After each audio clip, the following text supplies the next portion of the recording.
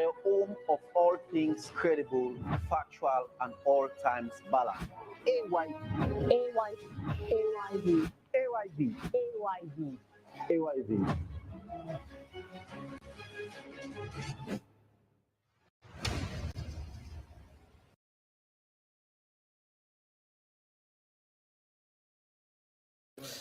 All right, Sierra Leone held general elections in 2018, the most closely contested in its political history, with the opposition party winning after a second vote.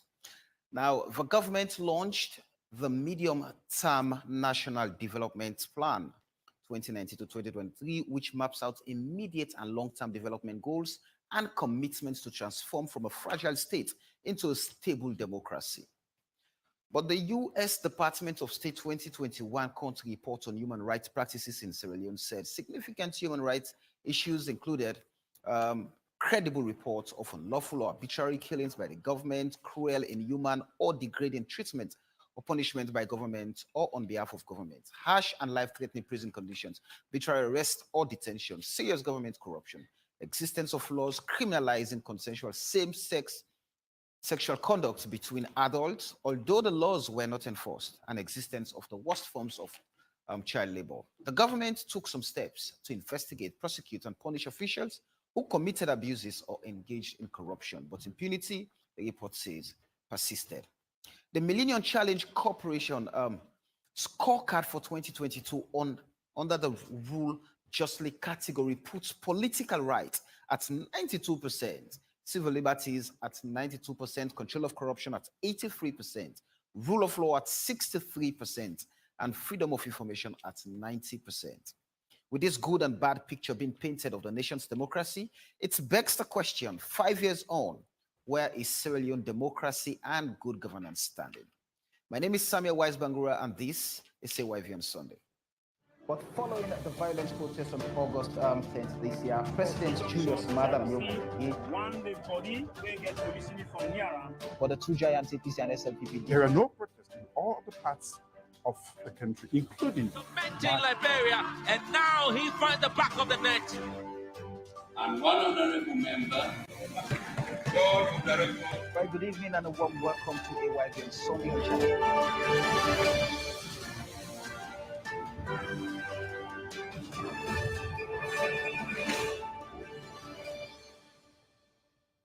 Violent protests on August 10th this year, President Julius Madam one day body they get to listen from Niara. For the two giants, APC and SLPP. There are no protests in all other parts of the country, including Liberia, and now he finds the back of the net.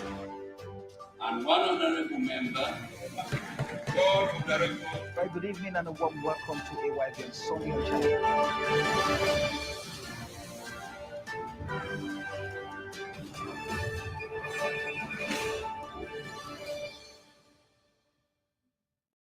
The violent protests on August 10th this year, President Julius Madam one day body they get to listen from Niara. For the two giants, APC and SLPP. There are no protests in all other parts of the country, including Liberia, and now he finds the back of the net. And one honorable member. Very good evening and a warm welcome to AYV on Sunday channel.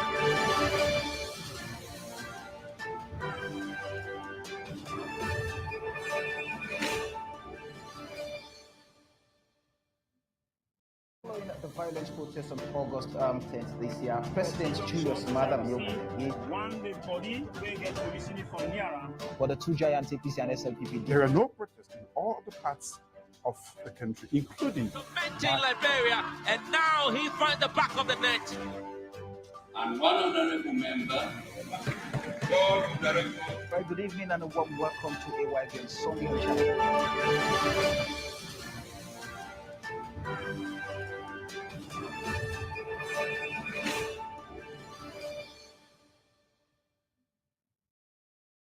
All right, good evening and a very warm welcome to AYV on Sunday.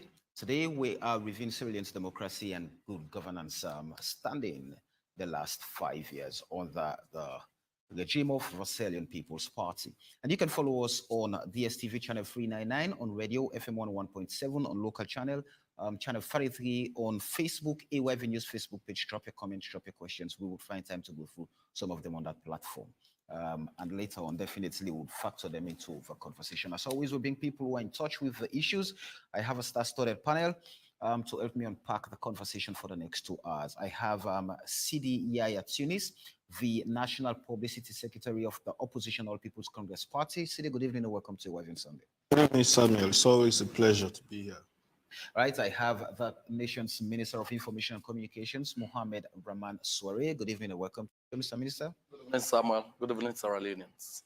Right, I have from the University of Sierra Leone and Richmond University, Professor Jimmy Kande, political scientist. Prof, good evening and welcome to Waving Sunday. Yeah, thanks for having me here again. All right, let's start off, Prof. Let's have an understanding of really when we talk about democracy and good governance in Sierra Leone's context, where do we peg that and what is the model that best suits Sierra Leone? That's a kind of loaded question that will take me quite a while to try to answer, but I'll simplify my answer and try to break it down so that the ordinary viewer could readily keep up with what we're talking about and discussing here. Right. Now, I will characterize Sierra Leone or call Sierra Leone a quasi-democracy, a pseudo-democracy, an electoral democracy that is still fragile. We have not consolidated democracy yet. And democratic consolidation is always a work in progress. Even in America, we have democracy backsliding. And as Stephen Levitsky, one of the leading scholars on democratic breakdowns, points out, whereas historically democracies were aborted as a result of coups d'etats or military interventions, now it is elected officials who are the primary, causes of authoritarian reversals or democratic breakdowns. That is, the ballot box today can be the route to democratic breakdown. Simply electing a leader does not guarantee a democratic consolidation. So at the state at which our democracy is very fragile, elections are very important to democracy, but they do not constitute democracy. They do not make a country a full-fledged democracy. It takes a long time for democracies to mature, and we are at the early stages. And I think the question that needs to be posed is whether or not our democracy is improving.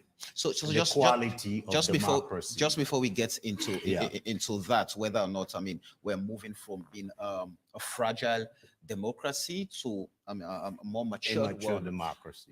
Let me ask the question. You just talked about how elections in themselves do not guarantee democracy. And so, but do we agree that elections are fundamental ingredients to consolidating the democracy? Elections are part of the process of democratization, right? Democratization has 3 steps. The first step is the authoritarian decompression or the delegitimation of the authoritarian regime. That's the first step. The second step are elections, right? You hold elections and you inaugurate a democratically elected a government. We've passed those 2 first steps. The third step, which is the most difficult, is the consolidation of democracy. And according to mainstream democratic theory, the consolidation of third-wave democracies will depend largely on the degree of economic development, because it is economic development that can secrete democracy. Democracy does not produce development. Democracy is the answer to tyranny. It's not the answer to anything else. The development, on the other hand, can create the fundaments that can produce democracy, that can secrete democracy. And that might take a long time. But governance also, and we'll get to that later on, governance can be damaged by democratic backsliding, as well as by the lack of development. And there are many ways that democracies can backslide, even using the Constitution, by violating the Constitution. That's one way democracies can begin to backslide, because people begin to lose faith in the constitution, even in the electoral processes. If the electoral malpractices are such that they nullify legitimate votes, and people begin to lose confidence in the electoral mechanism as a way of changing government, that's when you begin to threaten, some kind of authoritarian reversal. At this point, what are the indicators saying? Are we moving from a fledgling democracy to a one that is more matured, or are we really consolidating a democracy by our practices as a nation?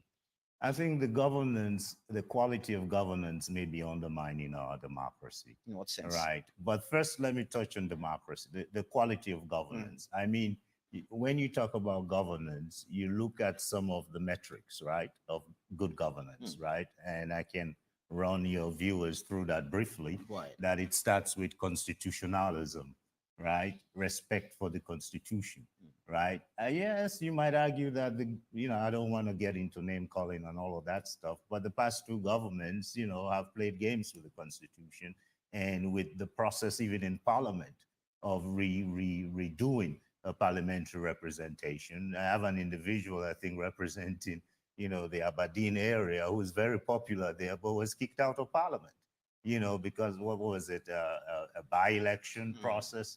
And the judiciary can also be used in a way that can undermine democracy, because without an independent judiciary, the rule of law, transparency, and the kind of accountability mechanisms we've been talking about, you're not going to have good governance. But good governance also talks about inclusivity. You need a government that is inclusionary. And we've had in this country governments that come in with a northernization agenda and others that come in with a southernization agenda. I don't think any Sierra Leonean should feel less of a Sierra Leonean because of the region or ethnic group to which they belong. And that smacks of lack of inclusivity. And we can go down the line, transparency, accountability, the absence of reserved domains.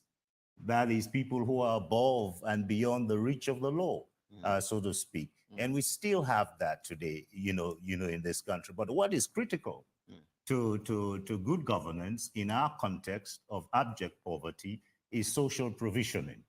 A government that is active in providing basic social amenities, because our people are poor. They can't lift themselves you're up. banking the consolidation on the provision of basic services.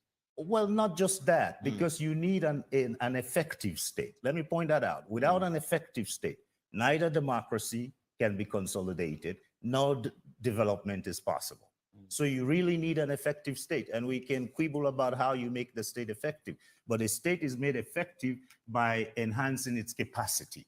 And you enhance the capacity of state institutions by allowing those institutions as much autonomy to operate independently of special interests that may be ensconced in the state or inhabiting state institutions. What's your But it's not just capacity, it's also resources, a combination of resources and institutional capacity that can make the state effective. But more importantly, let me finish my point. Go ahead. You enhance governance, you enhance state capacity by allowing institutions to operate in a manner that is responsive to the needs, the basic needs, the interests, and the aspirations of the mass of our people. That's how you institutionalize power. So I want to ask you directly, just quickly before I move over to the other panelists. I want to ask you now directly, what's your assessment? You talked about the rule of law. The judiciary should be independent, parliament should be independent from the executive. What's your assessment of these three organs? Are they operating independently to a point that they help to create the effective state you're talking about? No, I don't think so. I don't think parliament is a effective check at all on the executive. I mean, parliament is an appendage of the executive. It did not start now. I mean, let me make that clear. As is often said, it's a pox on both houses, right? It did not start now. But parliament and the judiciary, I mean, it's likewise, the parties in power. Look at what happened in the constitutional case, the Sam Sumana case. They just railroaded the judiciary. So that's not a judiciary you can place your hat on.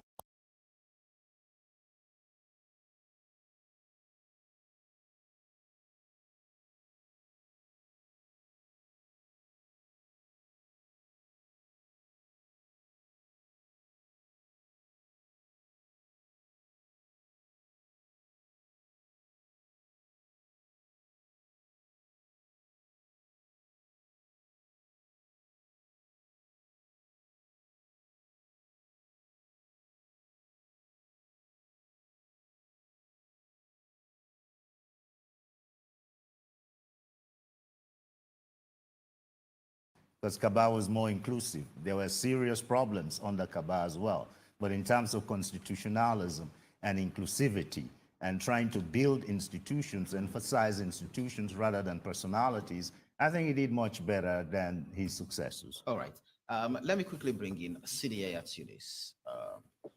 So, Sidi, the last time we started having this conversation about assessing government 5 years on democracy and good governance, your point or the yardstick you used to determine that was the State of Human Rights Report 2021 from the U.S. Department of State, and I also took an excerpt from that.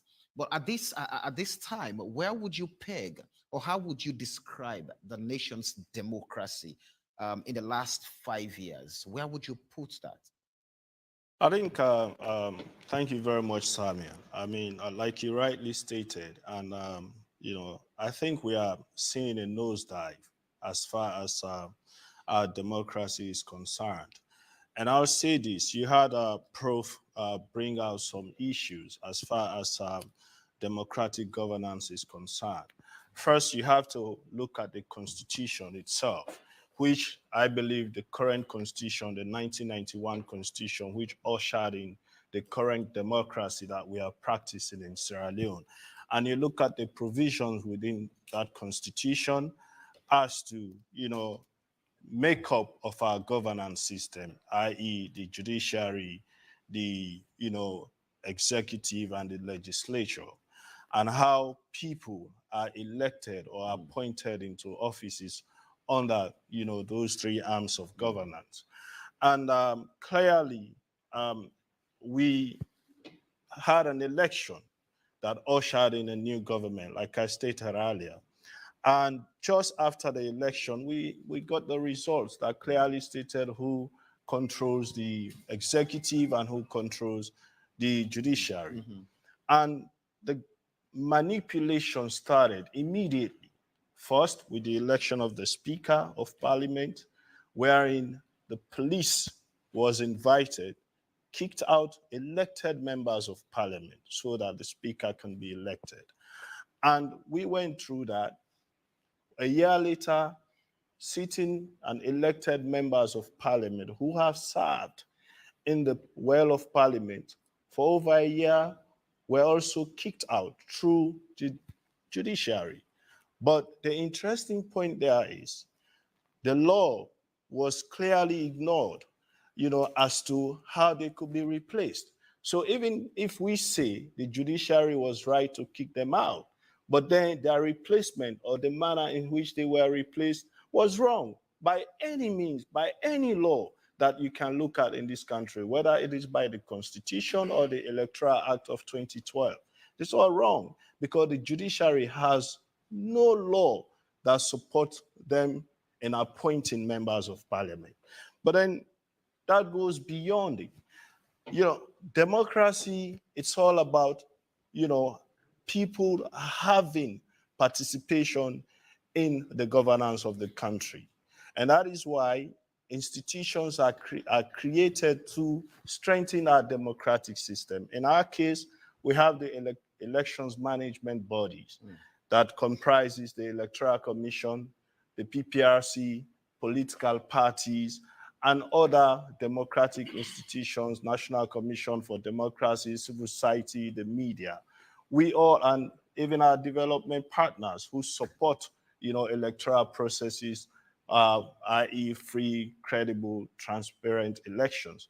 We are all supposed to form part of the elections management bodies. And our laws are very, very much deliberate in creating these institutions.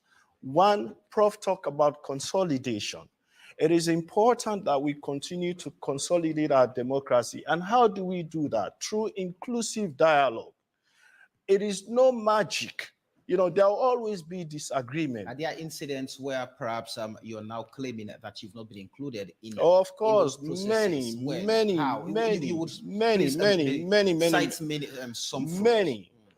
One, when it came to the issue of the census, We were very clear, our positions were very clear because of the many challenges that we had, putting together, what could bring out a real census to serve the purpose the government claimed they were doing census for, midterm census. They claimed it was for development purpose. All right. By the time the process started, we had so many issues, technical, procedural issues, legal issues. Even the manner in which it was pronounced was constitutionally not right. We raised it. And the census process dragged on until almost to the end of 2021, 2022, which was no longer midterm. And at that time, we were preparing for elections. We were ignored. They went ahead, despite all of the issues and we all saw the chaos it created in Parliament, trying to force through, the instrument that brought in the census. It created so much tension in Parliament, so much mistrust among members of Parliament, and even the populace. And look at what happened in the end. We know we did not have a proper census done. And at the end of the day, Statistics Australia just went with the formula, think of any number. And they gave us a figure that did not match the population of this country. And at the end of the day, it became very clear that the census was actually for electoral purposes. Had we not done voter registration exercise that really rubbished the census figures, we would have been in a mess. And we're still in a mess as a country, by the way, because now we have violated the law which says if you want to reallocate seats, a certain census figure will have to be used. But because the 2021 census was not credible enough, the Electoral Commission of Sierra Leone had to use two census figures. Add the 2015 census figure to the 2021 census figure, divided by two to get the mean. And that is wrong. Constitutionally, procedurally, are these democratic institutions not independent? Because when you talk about you being left out, you've been excluded from these processes, Statistics Sierra Leone, for example, had its technical committee for which the APC was represented. Dr. Richard Conte was your representative in that. Statistics Sierra Leone invited us once to a meeting, and we raised this issue. Since then, we were never invited again. We wrote several letters, and it is not only us, even other political parties and civil societies. We were never, ever invited again. But that goes beyond the point. In the past, Samuel, we've had disagreements, and we have gained accolades as a model for democracy because past governments were very much engaging. As much as we had our challenges, we are still, a democracy that was growing, but we tried as much as we can to consolidate, to ensure inclusivity, even in terms of governance, and which is why when, for example, the Anes Baikroma government was in power, there was constant engagement with the opposition. We had times when we had tensions between the ruling and the opposition. They will meet at that level. And that's the inclusion you're talking about. That is just one. And in terms of even appointments, the laws are very clear as to how you appoint people into these offices. Take, for example, the appointment of the chairman of the PPRC and even the chief electoral commissioner. The law is clear that there has to be consultation with leaders of all registered political parties. And you saw also what happened with the current appointment. It was more of an information shared to the leaders of political parties than consultation.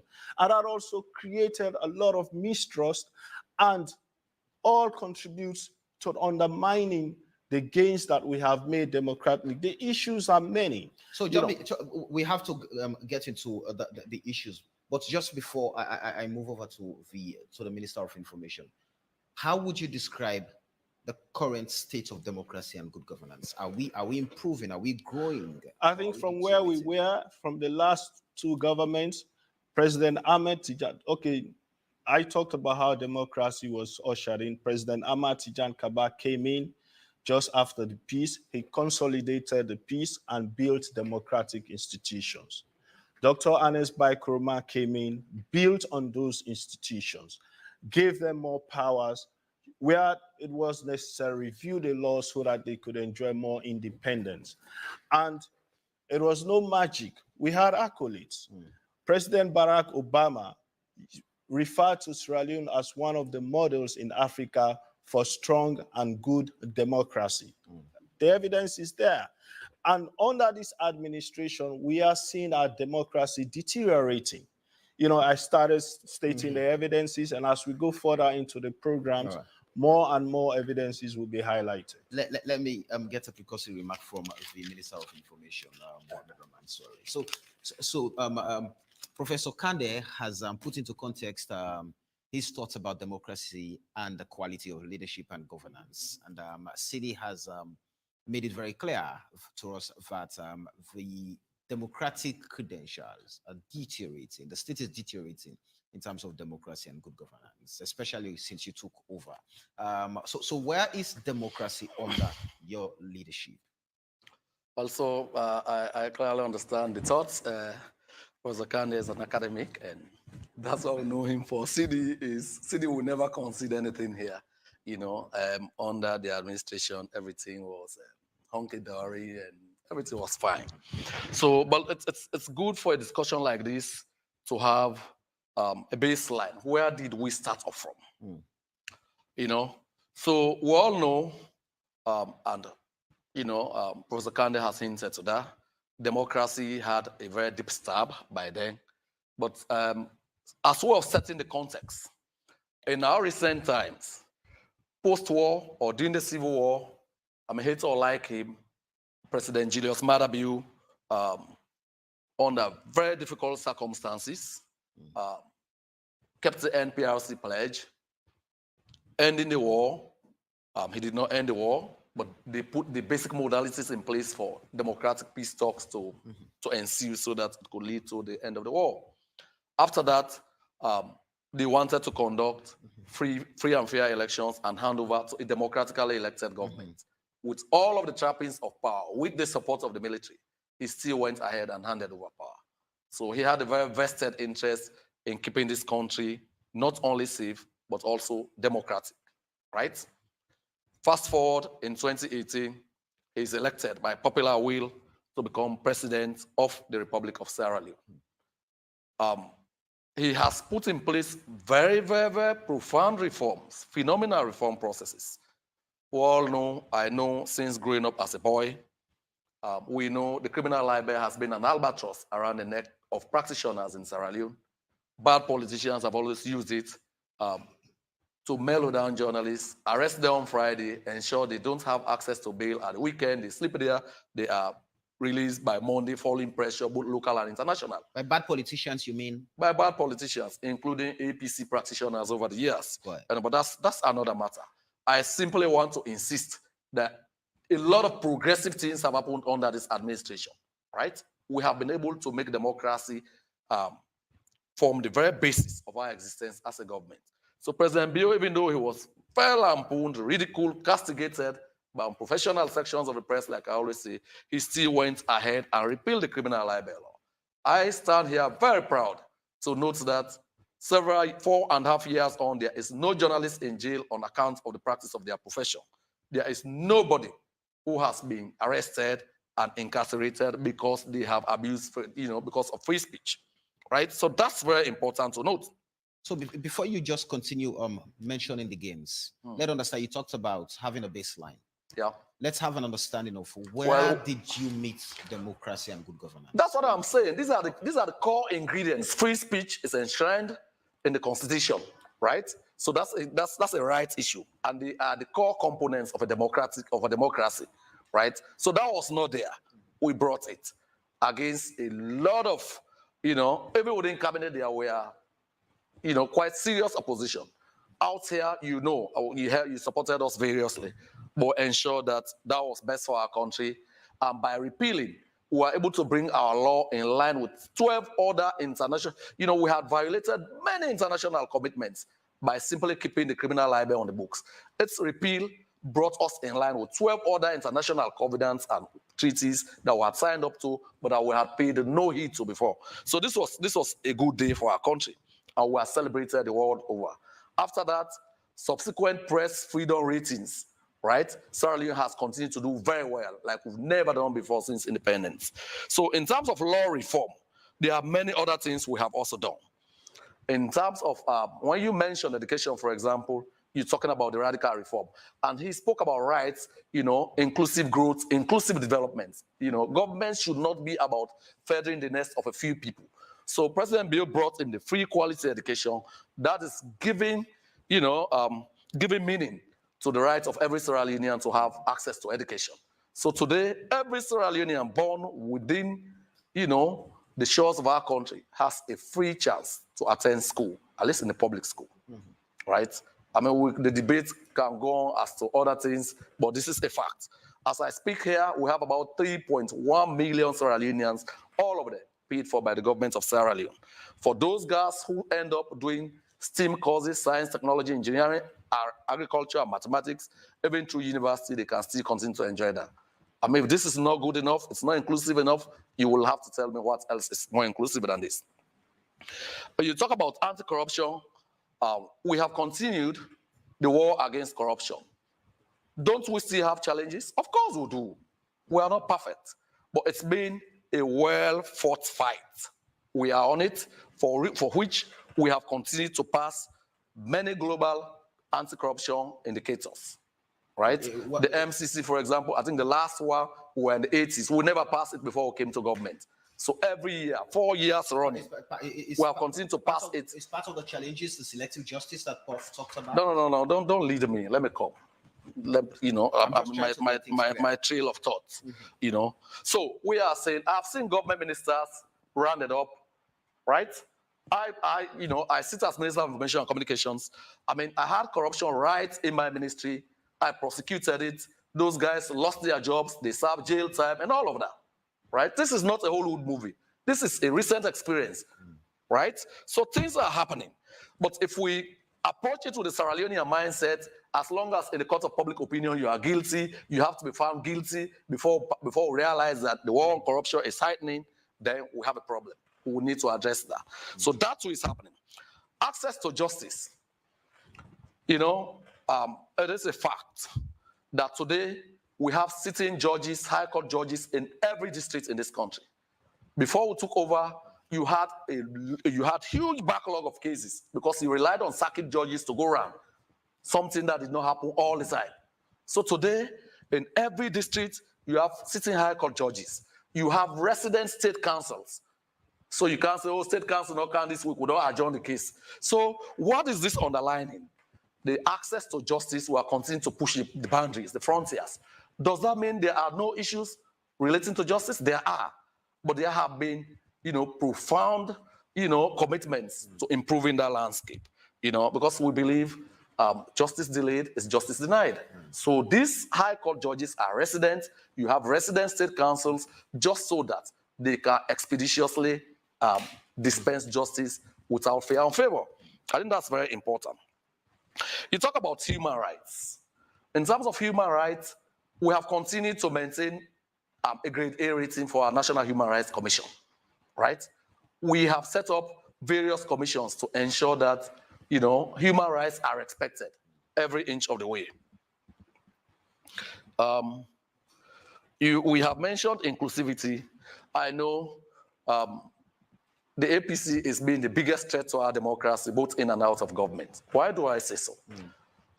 Just to take you down memory lane, in 2007, on the eve of the announcement of the election results, the former president, Dr. Ernest Bai Koroma, was on the BBC. In the BBC interview, noted that if the elections that year did not go his way, he will make the country ungovernable.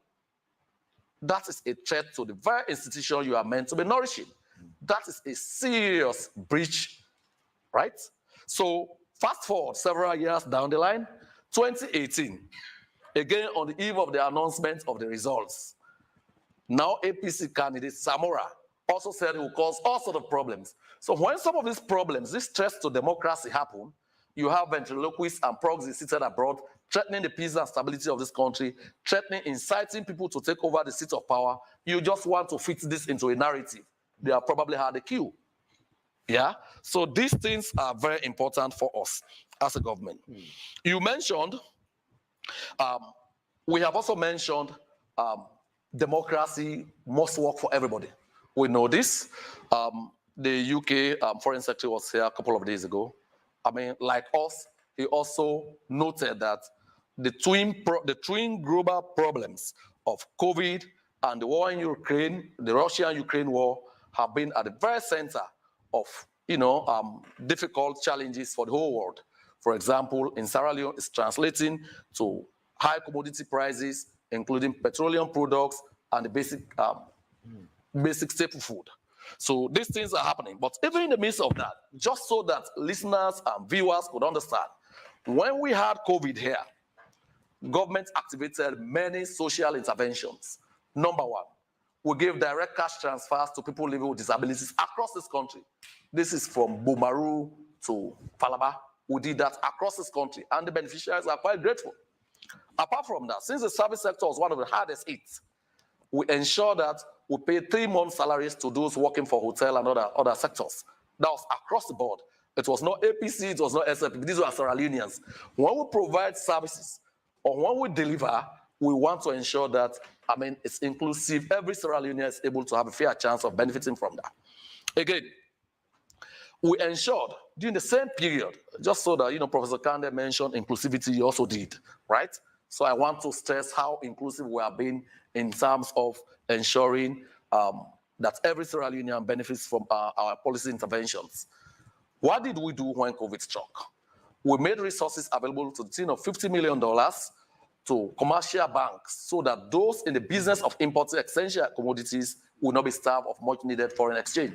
Already we had rude disruptions of global supply chains, but wanted to ensure that, we had enough of the things we needed here. To an extent, you saw vehicles coming from Guinea, Liberia, queuing up to buy rice and other essentials here. We made, we got that very right. We did not sleepwalk into it at all. It was as a result of very, very scrupulous planning. Yeah. Let me ask you this question. Please do. On the quality of governance. I know we've always talked about separation of powers.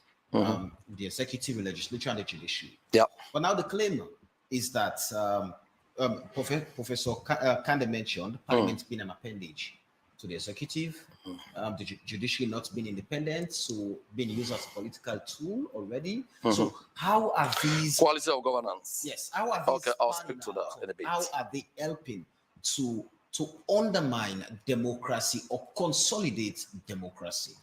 Okay, so you asked for the quality of governance. I'll anchor it my own way. Before I walk into the ambush, I'll come back to it. Yes, Samuel? In your very intro, you have been quite generous. You've done a lot of work for us. You have put down scientific indicators, right? For example, you did note that on freedom of information, Sierra Leone scored 98% on the MCC scorecard.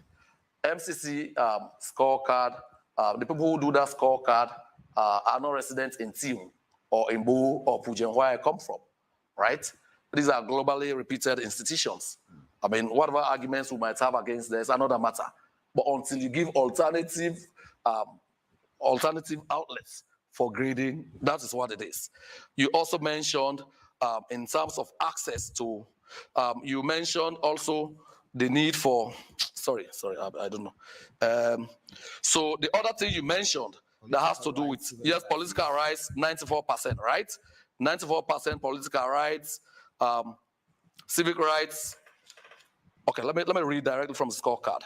Primary education expenditure 100%, 22%. That is inclusive. We want inclusive development so that if my son goes to school, other Sierra Leonean kids must also be able to go to school. Freedom of information, I mentioned 98%. Political rights, 94%. Civil liberties, 92%. So I wouldn't want my brother here to say their civil liberties, freedom of association, freedom of speech, and others are not being respected. These are external examiners. In terms of freedom of information. I'll come back. Rule of law, we are cruising at 65%. We still think there are more things to do. because we are not satisfied with a mere 65%. Even with freedom of information, where we've scored 98%, we'll continue to push the boundaries to ensure that we'll get 100% next time round, right? So this is the state of it. While speakers before me have noted that democracies in recession in many parts of the world, Sierra Leone continues to make substantial gains. It is under this administration that we have abolished the death penalty. In and out of cabinet, there are a lot of reservations, a lot of apprehensions, right? But the president was very clear. Governments, democratic governments should not participate in killing their own citizens, for no matter for what reasons. Just before we get to the other laws, let me quickly bring in Professor Kande. You've listened to the submissions from both Sidi and the minister, and how they've been able to paint the nation's democracy. It's good and bad, depending on who speaks. And but with the fundamentals and the realities on ground, where are those submissions positioning the nation? I mean, the nation's democracy and good governance. With some of the indices the minister has mentioned, Sidi also cited some incidents that have helped in undermining democracy in his own context. So where do we get all of these things to see how the nation's democracy can be consolidated? Again, as I pointed out earlier, consolidation is always a work in progress. Otherwise, America's democracy will not be backsliding. And I don't think the minister should take it personally if some of us conclude that our democracy here is backsliding, or we question the quality of our democracy, particularly when you take into account the role of the judiciary in the expulsion of these MPs from parliament. It's just one thing there. But what it tells us basically is that you can manipulate these institutions. These institutions lack the kind of autonomy that they need to operate, effectively. But not only that, look at the Auditor General's office. She and her assistant had been dismissed. The Momo guy, I met him once in London, very, very impressive guy. They have been dismissed from office, and no case, credible case has been brought against them. If there was one, bring it against them. That is one of the effective horizontal accountability mechanisms that remain, because I don't really include the ACC under that, because that's a partisan position. The ACC commissioner is a party guy. They go after people they want to go after, and they overlook others that they don't think that. So to be fair to the commissioner, there are people they've gone after in the current regime. You're right, but not high up. But I'm not going to go there. Let me just leave it there. They have been suspended from office and they've been prosecuted. Sorry. Go ahead. Did not interrupt. Go ahead. Sorry, Jimmy. Sorry, Jimmy. Okay, that's fine. So again, let me just run through some of these issues that the two gentlemen raised, right? I just want to address them. First, Mr. Tunis, who believes that EBK built on institutions that Kaba tried to put in place. I don't know what institutions EBK built. EBK personalized political power. I hate to say that. I mean, I'll go on record as saying that some of us gave him the benefit of the doubt in 2007, and it turned out to be a colossal disappointment in terms of institution building. The second time obviously was worse than the first time. But let's not go there about trying to, kind of retrospectively look at EBK's tenure as anything that was beneficial to our country at all, because I don't think it is. If it was, I would state it here unequivocally, because he was somebody I gave the benefit of the doubt in 2007 and turned out to be a huge, huge disappointment. So not personally, but to the country as a whole. So if you're saying that, and Sidi putting it, and in fact, citing the former president of America, giving accolade or claiming the former president and the country then to be one of the models of democracy in Africa. I never heard Obama mention Sierra Leone as a model of democracy. What Obama said in Accra when he visited was that Africans should be more invested in building institutions. Strong institutions. And strong institutions, and not place our faith in personalities. And Ibike is the reverse of that. And even now that he's in power, he's trying to do what he couldn't do while in power. But let me not get derailed by that. Let me go to my friend here, the minister, and some of the claims that he made about the baseline where we started. JMB was not the baseline, my brother. JMB did not bring democracy to this country. There was Bintu Mani 1 and Bintu Mani 2. They kicked against democracy. You know who brought democracy in this country? It's not one individual. It was the students. It started in 1977, right? With a demonstration at Frobe College, followed by No College, No School, then taken over by the women's movement. JMB was very late in the game. I personally was a discussant at the launching of John Hirsch's book. John Hirsch was America's ambassador to Sierra Leone at the time. He wrote a book on diamonds and democracy in Sierra Leone. And in that book, he claimed that the junta at the time was very reluctant to hand over power. And all their actions indicated that. So let's just debunk this notion that JMB birthed democracy in this country.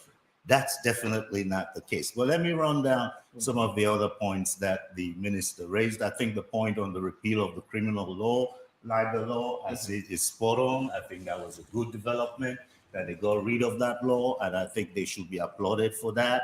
Again, but we can talk about a free press. The press can be free. Where is it thoroughly compromised? Where you have brown envelopes running all over the place. Some journalists have made a good name, or rather a wealth for themselves through, there are a few good journalists still remaining. I'm not disputing that at all. But it has, all it takes is a few rotten apples here and there. So you're saying that space is also being co-opted? Oh yes, just like civil society. Most of the civil society organizations have been hijacked. They have been captured. They cannot resist capture. Just out of curiosity, is there any institution that might serve as a beacon of hope to protect Sierra Leone's democracy, in your estimation? I think the Auditor General's office, I think, is a transparency institution, an accountability institution that should be strengthened. I could have said the same about the ACC, but I'm not that gung-ho on the ACC at all. And the war against corruption, I think anybody can tell you that corruption is rampant in this country. I mean, it's not just about officials. It's those at the bottom, at the top, from both sides. I mean, you even look at the educational system. You hear a lot of talk today about cash for grades and things of that nature. You look at the police force. I mean, their corruption is blatant. Has the ACC ever done anything about that? The police pull you over all the time trying to shake you down. That's the kind of practice that should be stopped, because when you violate traffic laws, you should be issued a ticket, pay that fine, and that money can be used to build roads and pay teachers. That's what they do elsewhere. But here they pocket the money and they keep, But let me get back to the minister's point on the destabilizing proclivities of the APC. That when they're out of power, they tend to pursue a destabilizing agenda. I think, grudgingly, there may be some truth to that, Mr. Tunis.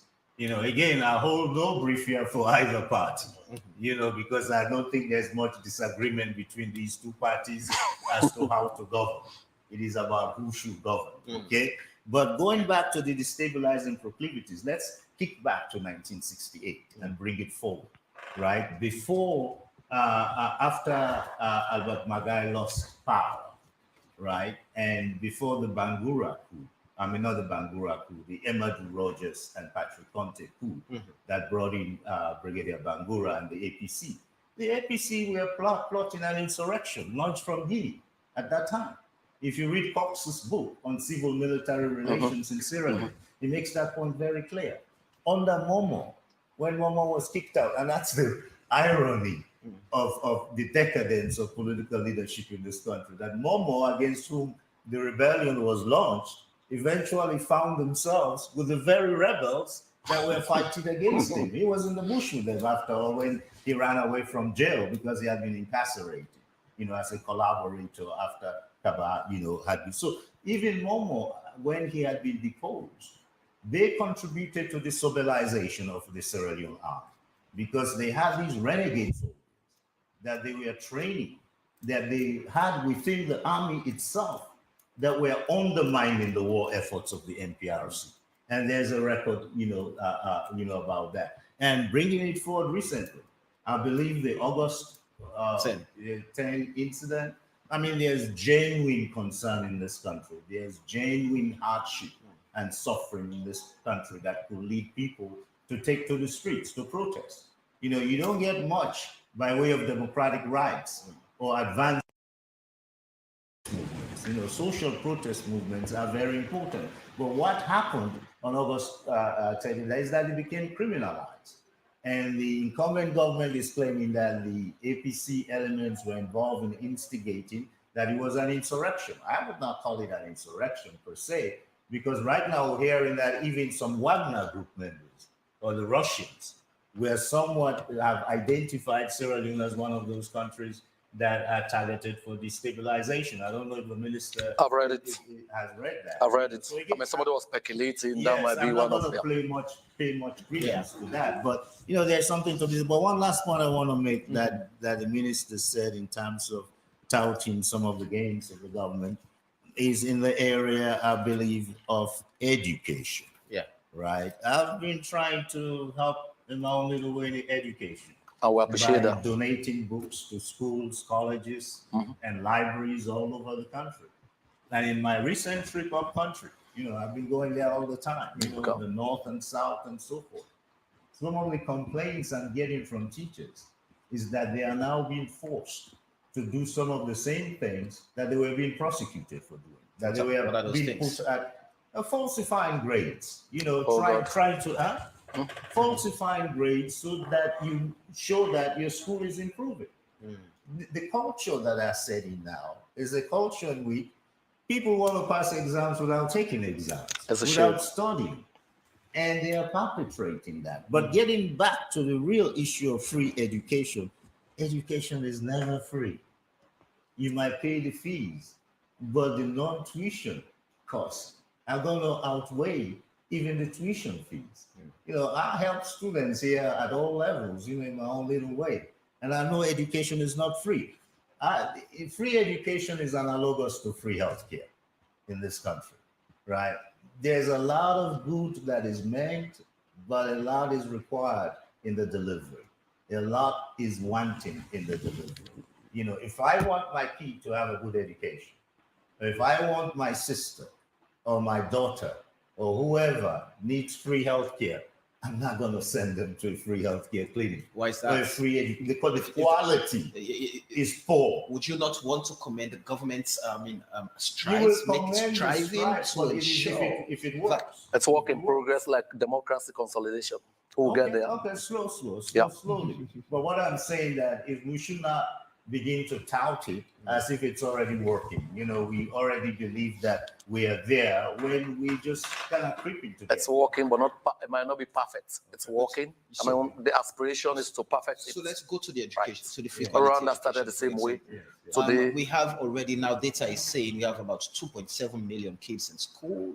Retention rate is high, enrollment is also high, and the passing rate again, the quality data is saying where. From the data is saying, it's good, we're doing well, we're building back the foundation of our education. And he talks about it's not being free. Government is saying we're paying tuition for the kids. We're giving free learning and teaching materials. Yes. We're also providing core textbooks.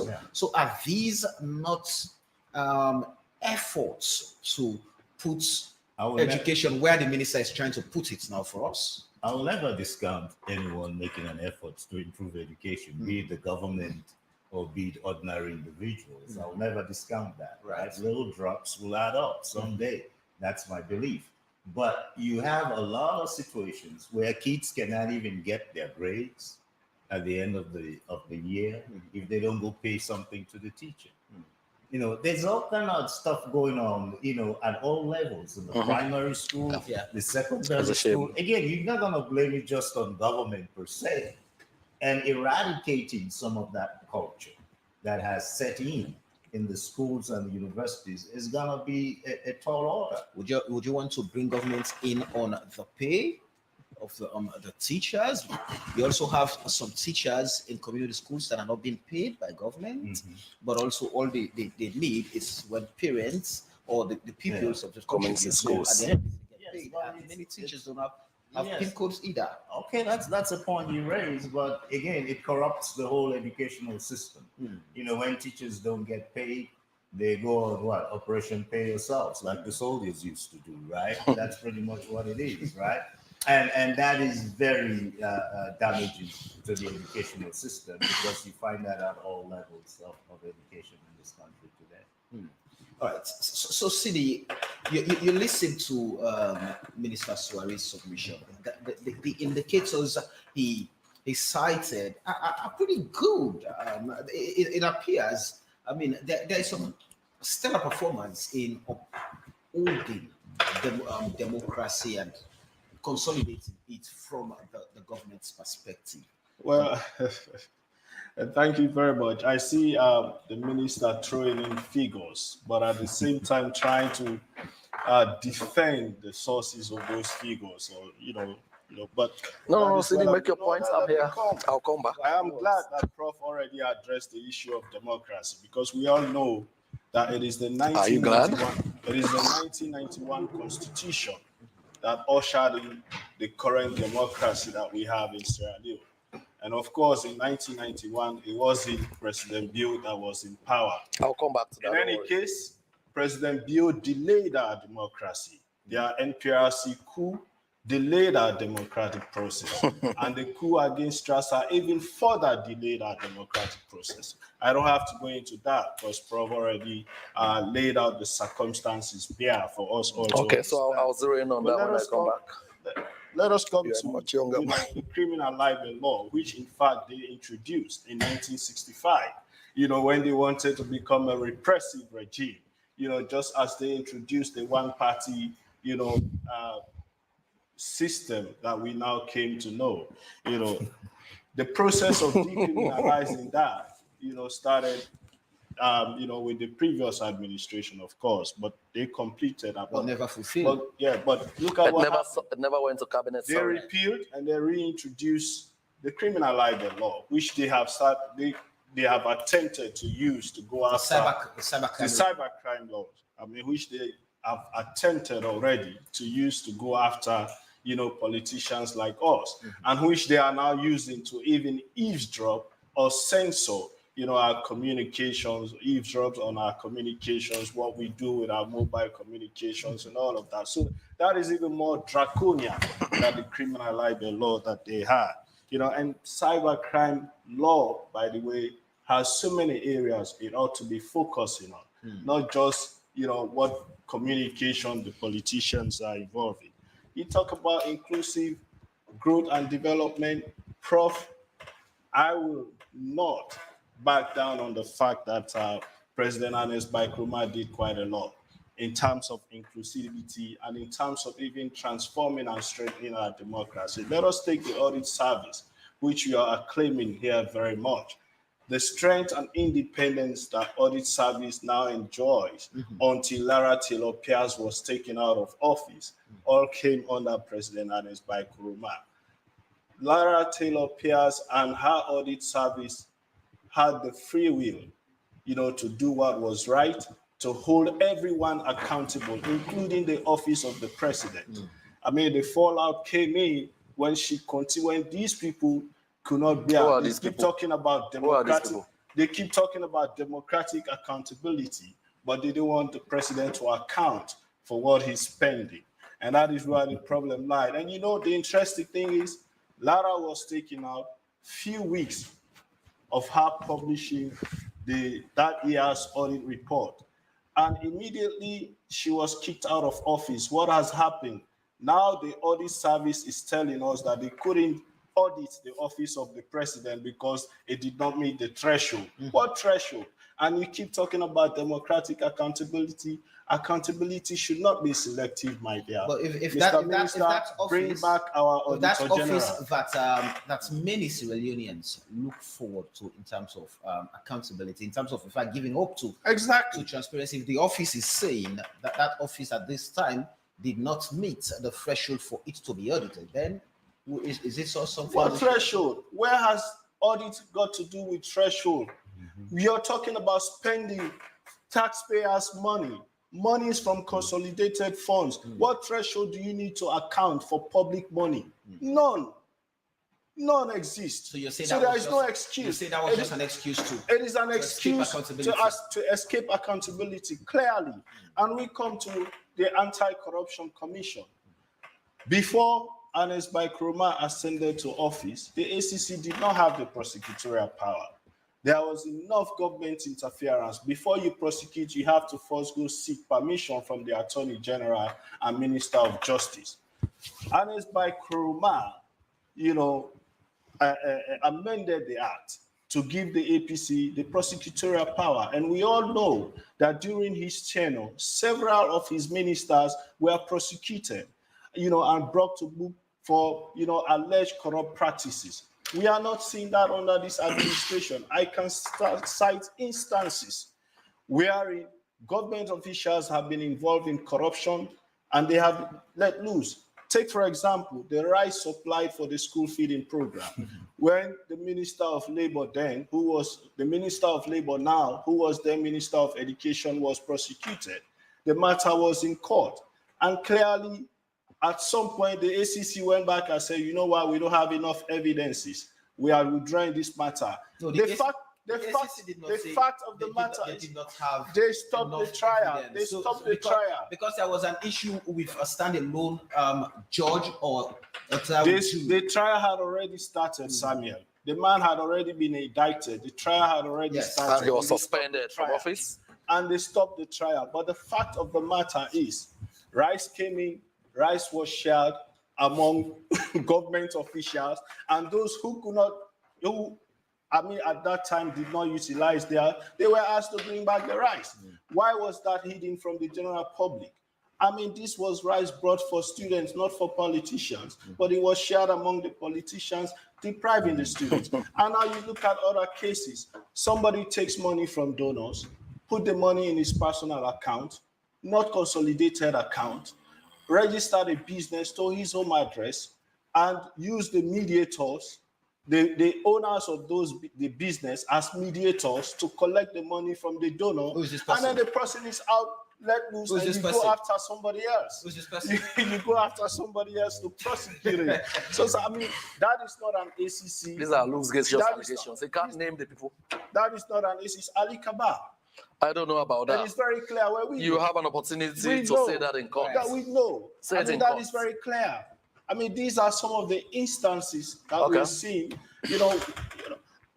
Samuel, our country, is seeing a decline in our democracy. Transparency and accountability is dissipating under this administration. The rule of law is being, look at the manner in which opposition figures have been treated in this country.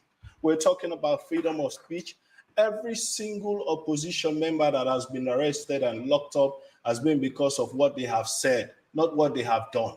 I am one case in point. Spent 3 months, 3 days in CID simply because of what I said. I did not go against any law.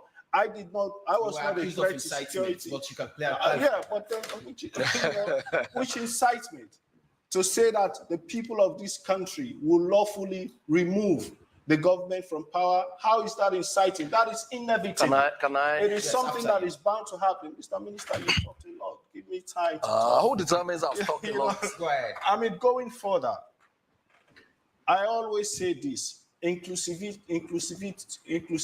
in governance is not about how many tribesmen you appoint into office. It is about how you take development to every Sierra Leonean, which is why under the presidency of Ernest Bai Koroma, not a single district in this country did not experience some form of development, whether in terms of did you ensure equal distribution of yes, Samuel, yes. Let me land. Let us take, for example, the free healthcare initiative. Before the free healthcare initiative was introduced, a thorough assessment was done across this country as to one, the health, infrastructure in terms of hospitals, number of PHUs, and how equipped those hospitals and health facilities were, medical stores assessment, those were done. And then we also came to human resource in health.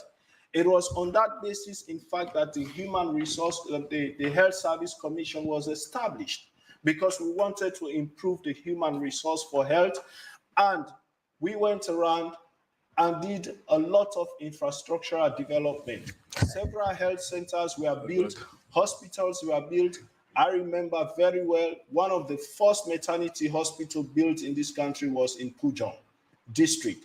Kailon has the biggest pediatric hospital built in this country. Before the free healthcare was introduced, we ensured that every theater, before the introduction, we went to some theaters, they had to use, torchlights for operations.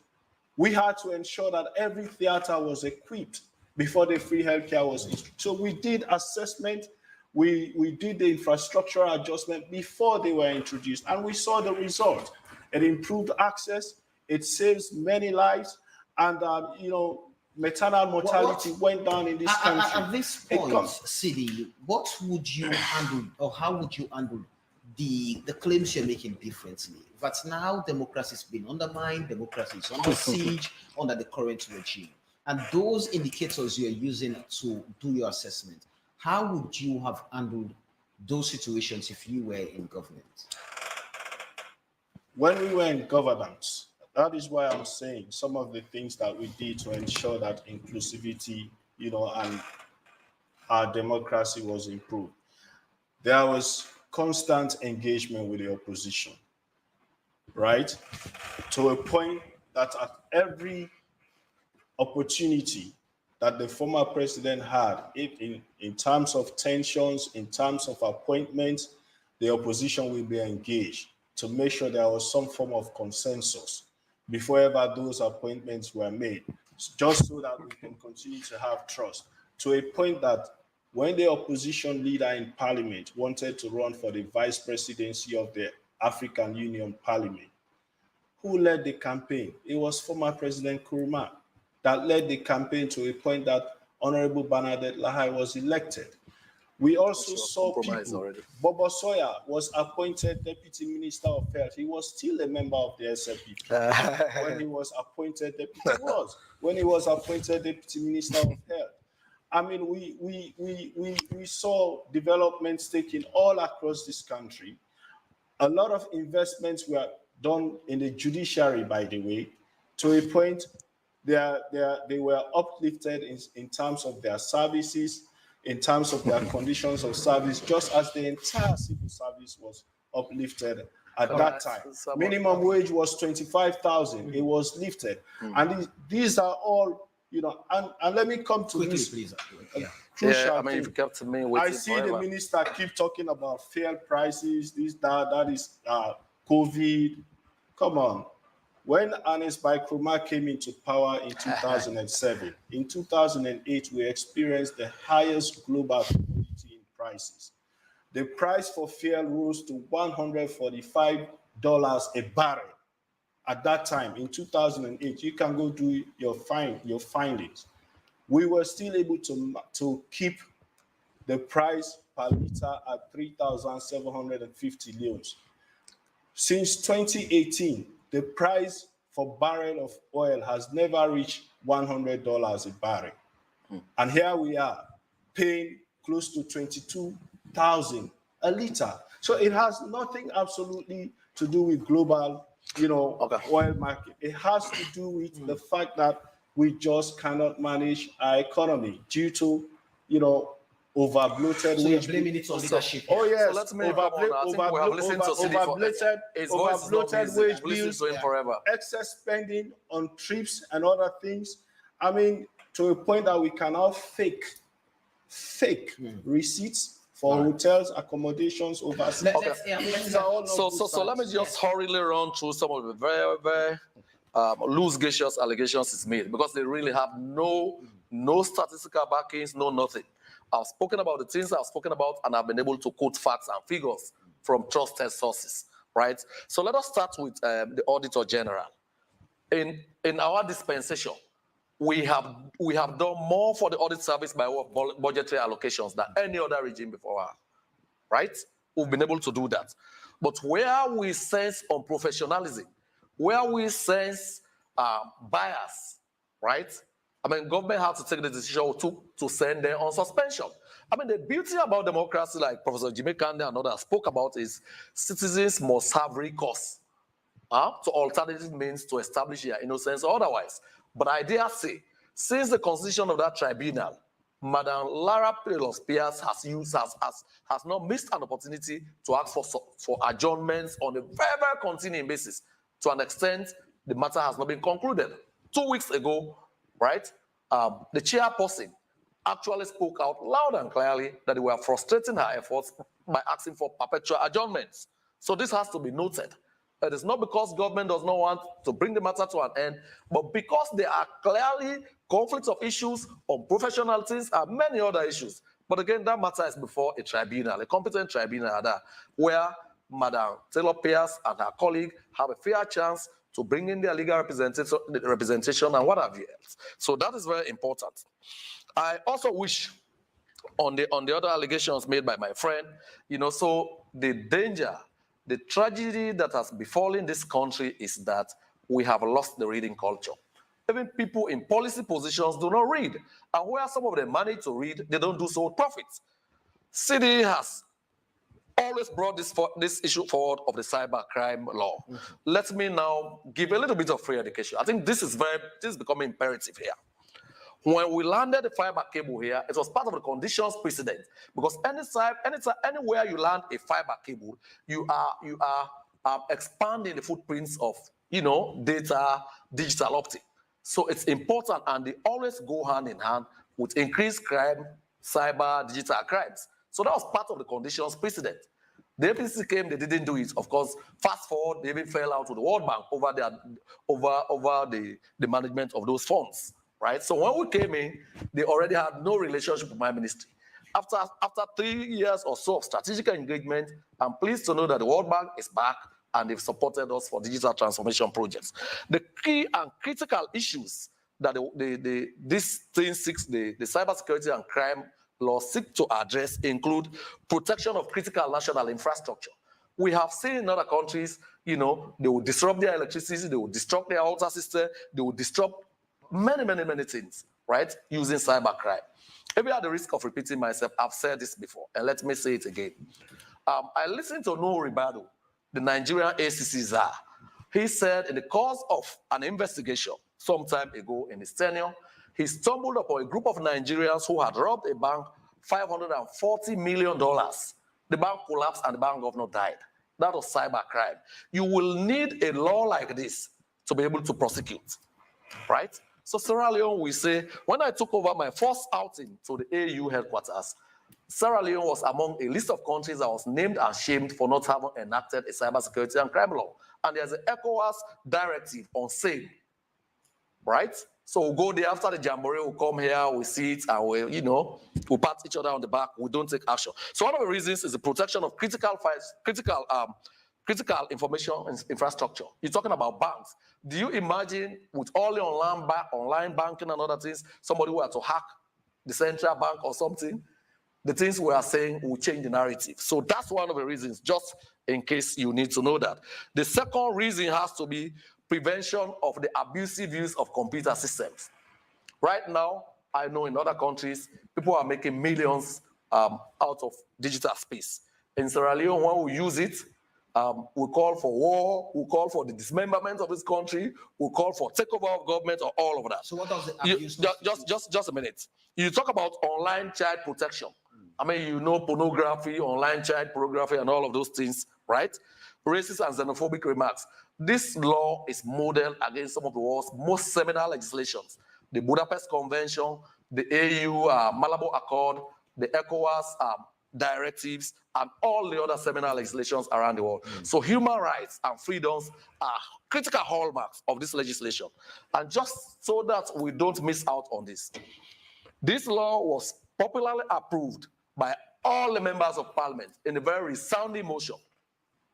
The APC is there, other members of parliament are their paramount chiefs. So this law is a product of our collective ownership as Sierra Leoneans. This was not one law that was rammed through anybody's throat, right? Then, of course, you have facilitation of international cooperation.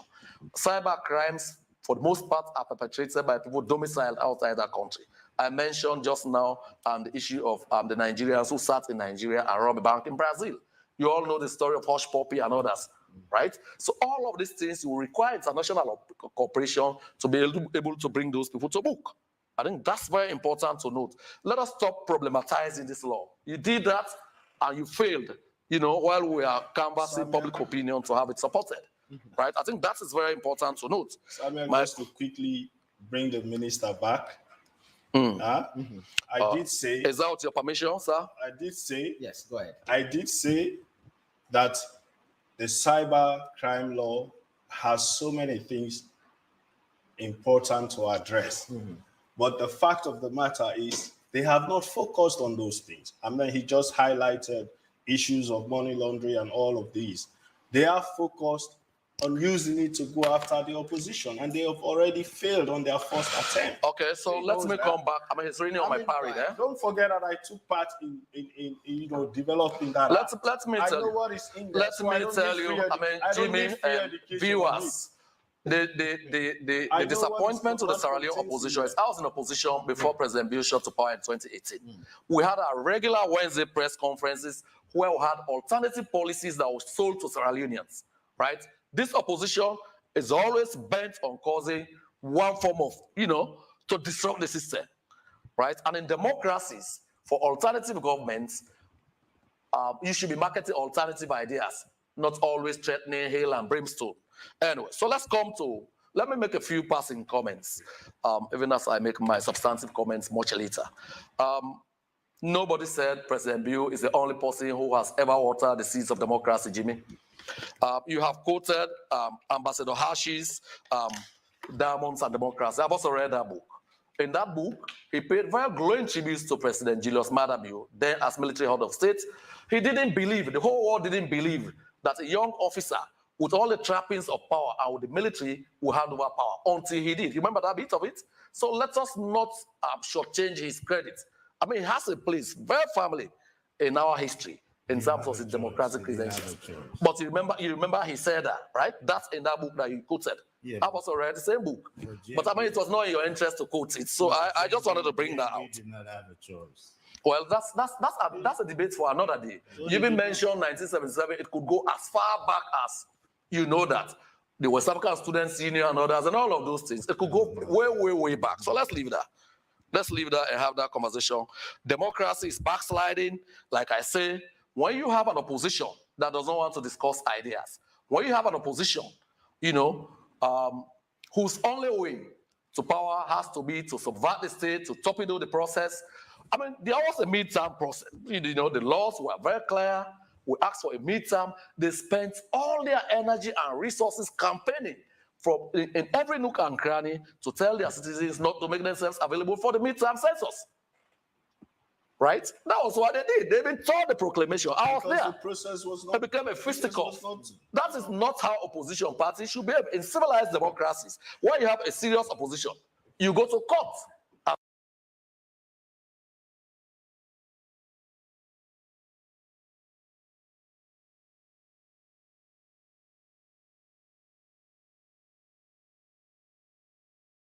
Response to by the way we went to court that the government is not inclusive in the sense engaging opposition politicians, because also other opposition no you have an opposition that does not like ideas marketing. You like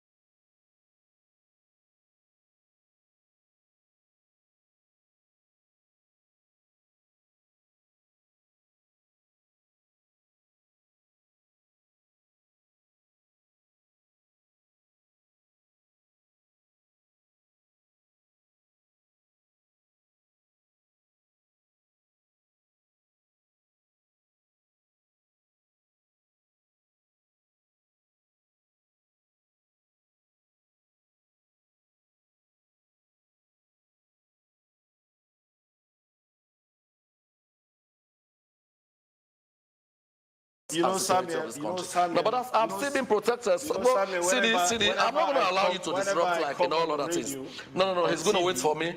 Except if we've lost, No, if we've lost authority here. we're just having a civil conversation. We actually interjection is allowed. Just so it's civil. Exactly. No.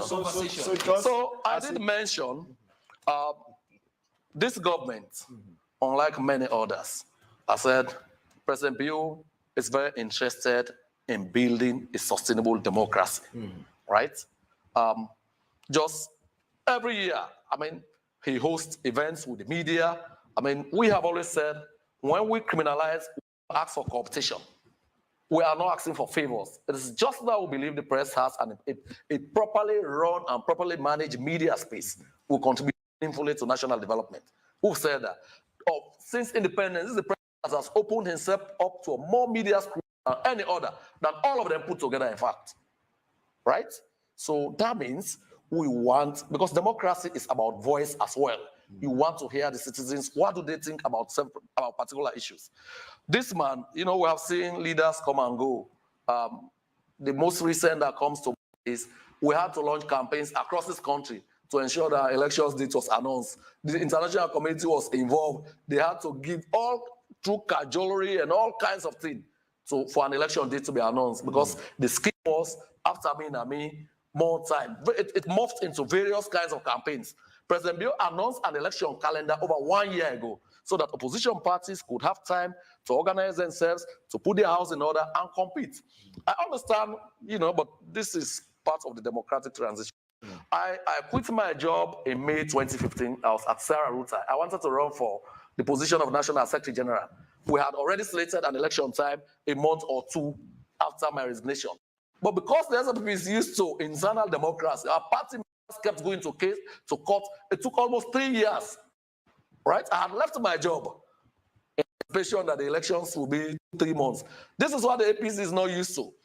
They now blame government for their own members taking them to court and asking for their voices to be heard. Welcome to democracy. It's a very bitter pill to swallow, my brother. We have been down that path, and we are very used to it now. You know, we are maturing. We are maturing. Welcome to democracy and good governance. Let me say this. Sidi, you had all the time in the world, so please give me some time to just. So we have also mentioned democracy being inclusive and ensuring that everybody, you know, enjoys the dividends of democracy. You know, we have also ensured, Sidi, and just so that you know this, colleagues. When we took over, you had about 370,000 Sierra Leoneans connected to the internet. Today, that's, you know, people who can do social media and what have you. Today, you have 2.67 million people. That was at the end of last year. That means we are giving more people voices to speak out, to critique us. Nobody has ever been arrested. I remember something, Bomaya or something. She posted something in the yes, right? In the last administration, she was taken to court. Nobody has suffered that kind of thing. Even though you have a lot of irresponsible free speech out there, because when you call for the dismemberment of your country, when you call for war, when you call for all of these things, Samuel, right? And when, look, listen. You know, Samuel, I don't know which country the minister lives in. Really. Let me just wrap this up. I don't know which country. Let me just wrap this up. Very, very recently, you know, the APC conventions held in McKinney. All kinds of vitriolic songs were sung there. You remember Basta Peking? You remember the abuse of the first family? I mean, look, the elections, Mami cause is going to be part of the agenda.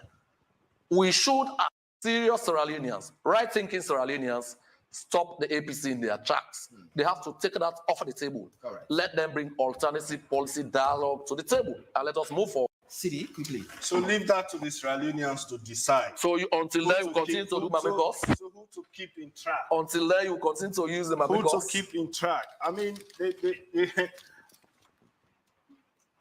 the issue of Mamikos, Radu, you tell me about it. You have your executive members, who have stood at your party office and levied invectives. Let on us the keep the former president. conversation, gentlemen. Yeah, I mean, so I'm It's just a shame when the reminding party you. leaders stand there, including the I'm flag bearer, just dancing to reminding. Basta Peking. I'm just It's like the reminding country him. wants to be equal to the next generation. We It's a have shame. people, executive members. I'm not aware. Bring it forward like I brought yours for on tape.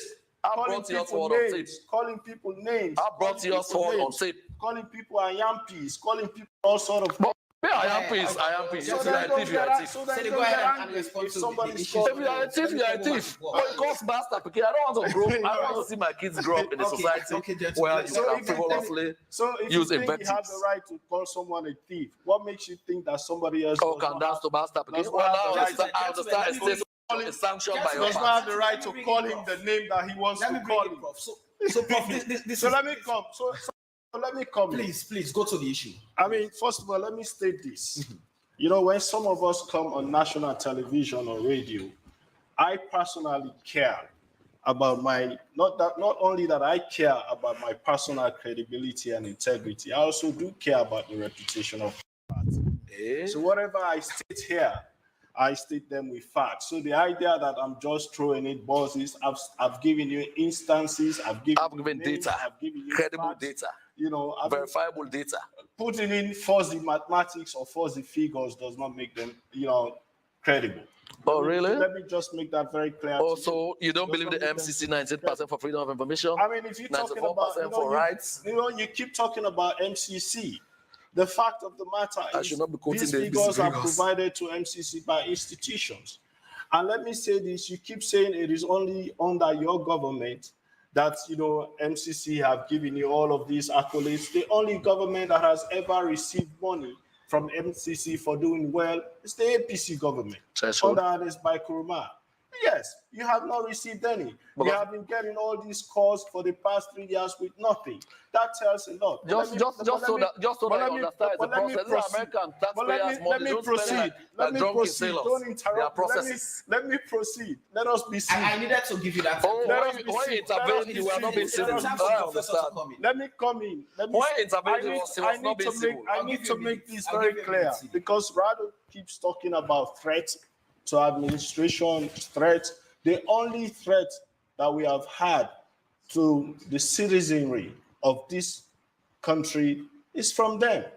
I mean, we've seen the presidential guards go to the Paremba Road and massacre inmates, defenseless inmates. They went to McKinney, massacre defenseless, citizens. Tombo, massacre defenseless citizens. On August 10th, we all saw the videos. Some people were dragged from inside their houses and shot. We saw the videos. So the only threat that we have had to the citizenry of this country is from them. And they keep talking about, we have to keep them in their tracks. We have, yes, you may have used guns against the citizens of this country that, have no means of defending themselves. But let me tell you this, Rado, soon and very soon, they will use their own weapons against you. Their fingers, their ballot papers, their ballot boxes will be used against you just as you use your guns against All them. right, let me bring it, Prof. So, Prof, you've listened to the two gentlemen. I really love you to comment on this. So, the fact that when we talk about some of these issues, I mean, there's always this easy ride for trading of accusations, who's done it better, who's not done it better, and it's so with those accusations being traded between APC and SLP, how do we lay the tracks for a more mature democracy? Prof. Yeah, it seems like these two main parties in a frenzy trying to one-up each other. When one is in power, they justify what they're doing in terms of the other party having done the same thing when they were in power, with some, differences here and there. For instance, the parliamentary debacle, expulsions where, cannot rationalize, explained in terms that I think the APC did something, similar to the SLPP when they were in the opposition. So it's this one up in each other that they seem to be up to, which is not good for democracy, because the opposition party has to present a manifesto or a blueprint of what they want to do that will be different from the incumbent party, that can tell the electorate that this is what we're going to do. And it will be so much better than what you have now. But they might say that for all you want. And when they get to power, how they govern pretty much is the same. Like I said, it's not about who governs. It's about, it's not about how they govern. It's about, who governs. So in terms of maturing our democracy, right, there are some objective indicators that we can point at that may lead some to argue that maybe our democracy is better today than it was, even though I don't buy into that argument. What are these objective indicators? There are those who argue that if you have a true turnover in political office, an alternation of parties in power, right? The SLPP has been kicked out, the APC has been kicked out without two alternations. But it's not an alternation of incumbents who were running, who were on the ballot. But the parties were thrown out. But an incumbent was not on the ballot in 27, oh seven, and was not on the ballot again, the last election. So, but that's an encouraging sign. Another encouraging sign is that the duration, right? We've been at it for a much longer period. And the argument is that the longer that you try democracy, the better the chances that you may be able to sustain, democracy. Another argument, has to do with the fact that you've tried it before. And if you've tried it before and failed, like we did in the 60s, and we're going at it again, that the chances are improved the second time around. But there are dark clouds out there, that may form a kind of countervailing string, against some of the, the positives, that I've just cited. And the strongest countervailing factor is enduring mass poverty in this country. Poverty will never prevent the emergence of democracy, but all the mainstream literature points out that endemic poverty can stifle or prevent the consolidation of democracy. Economic development is critical because with economic development, people come to place their faith in democracy. That democracy can improve the space, create the accountability that will allow resources to be plowed in the right areas that will be beneficial to the population as a whole. So poverty continues to be a very, very important obstacle to democratic consolidation. Another obstacle that we've touched upon here before, not today, but it's the bipolarization of the electorate.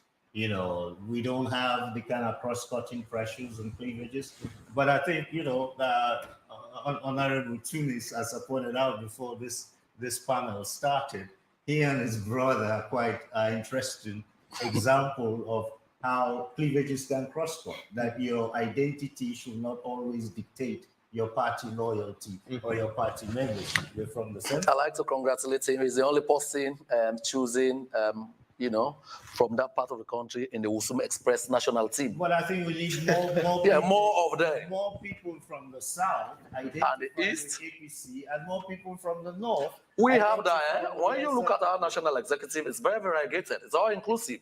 He is the only Southeasterner in the executive. It's a Usum Stars Express. And how inclusive? And that is what governance will look like in the most unlikely event. How inclusive has your development been across the country? Free quality education targets everything. Was the free healthcare only? Free quality. Professor, go ahead, please. Professor, sorry that go ahead. I needed to just. Okay, democracy is also consolidated when the gap between formal rules and the behavior of the politicians are closed. The gap becomes closer because there's a huge chasm between what the rules dictate and how the politicians behave. And that prevents consolidation. And to understand that properly, I always tell my students that one starting point for understanding politics and society in Sierra Leone is to recognize the quadruple bifurcation of our polity. And what do I mean by that? Because this bifurcation exists at about 4 levels. At the level of the state, right, you have bureaucratic channels, right? But you also have patronage networks that exist alongside those bureaucratic channels. And get which one is more effective? The patronage networks. If you want a passport, you don't want to waste your time going to the passport office. If you know minister here, he might just make a call and you get your passport the next day, right? Those are the networks. But those networks undermine the effectiveness of the bureaucratic channels. And when you want to build state capacity, make the state more effective, which you need for democracy and development, it is not the patronage networks that you should strengthen. It is the bureaucratic channels. You also look at the level of regime, move away from the state. The regime is about the norms and principles of the political system. It is not that we don't, act according to rules. What's the effect when the patronage networks are more influential, are more active and very effective? It undermines the bureaucracy. That's why we don't have a meritocratic bureaucracy, right? It's weighed down by patronage. But when you look at the rules of the game, you have the formal rules of democracy, the formal rules that dictate the rule of law, equity, justice, and what have you. But then you have the informal rules. The informal rules are based on clientelism, on patronage. They tend to undermine, they are more particularistic, these informal rules, and undermine the universalism of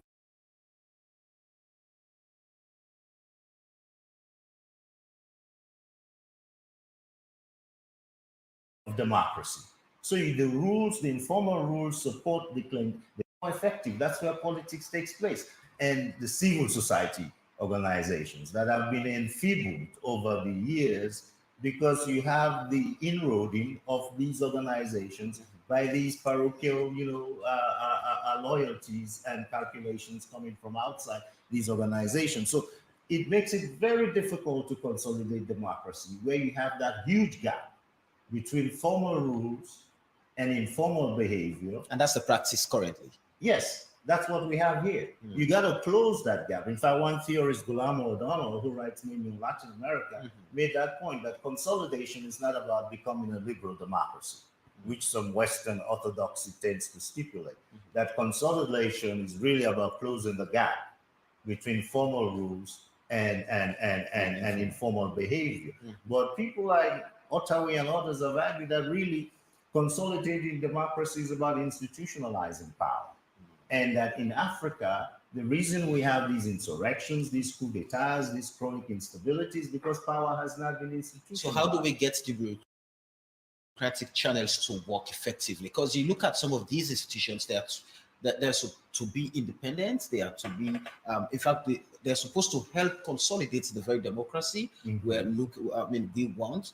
But if that is being undermined by the patronage networks, what should we do to get the bureaucratic channels so that the institutions function? They understand that they have a role to consolidate the very democracy we all want. I think that's where leadership comes in, right?